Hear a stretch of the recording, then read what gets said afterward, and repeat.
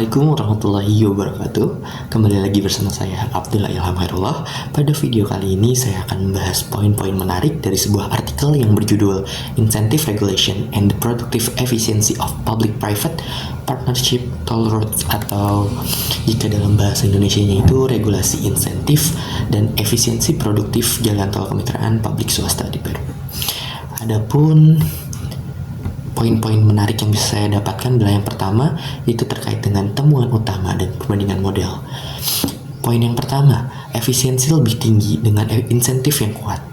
Proyek KPS jalan tol yang menggunakan model tol murni atau dibiayai sepenuhnya oleh tol mencapai skor efisiensi rata-rata yang lebih tinggi dibandingkan proyek tol ketersediaan hybrid atau dibiayai oleh tol dan pembayaran publik atau kofinansiasi selama periode 2016 hingga 2022. Kemudian poin yang kedua itu model tol murni atau insentif kuat. Dalam model ini konsesionaris menanggung risiko permintaan sepenuhnya dan tarif tol tidak bergantung pada evolusi biaya.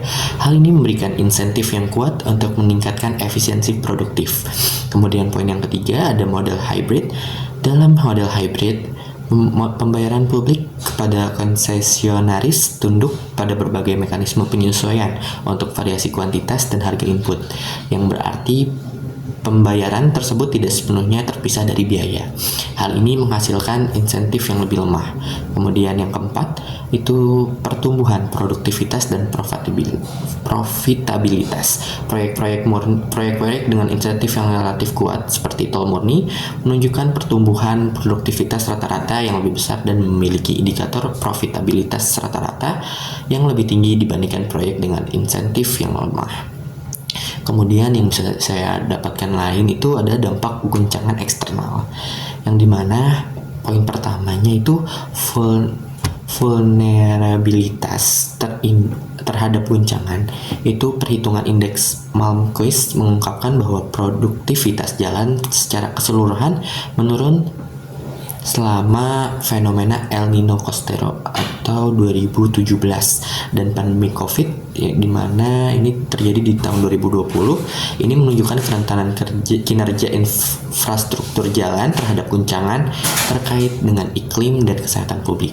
Kemudian yang kedua, sensitivitas tol murni jangka pendek. Meskipun tol murni lebih efisien, proyek-proyek ini terbukti lebih sensitif dalam jangka pendek terhadap guncangan iklim ataupun permintaan, misalnya selama El Nino dan COVID tadi, dibandingkan dengan proyek yang hybrid. Kemudian poin selanjutnya yang bisa saya dapatkan itu ada implikasi kebijakan, di mana poin pertama yaitu perluasan manfaat efisiensi.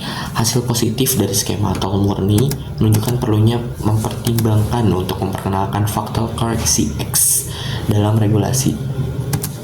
Faktor X ini bertujuan untuk memastikan sebagian dari efisiensi yang dicapai oleh konsesionaris ditransfer secara berkala kepada konsumen atau efisiensi alokatif. Kemudian yang kedua, revisi kofinansiasi untuk proyek hybrid atau kofinansiasi.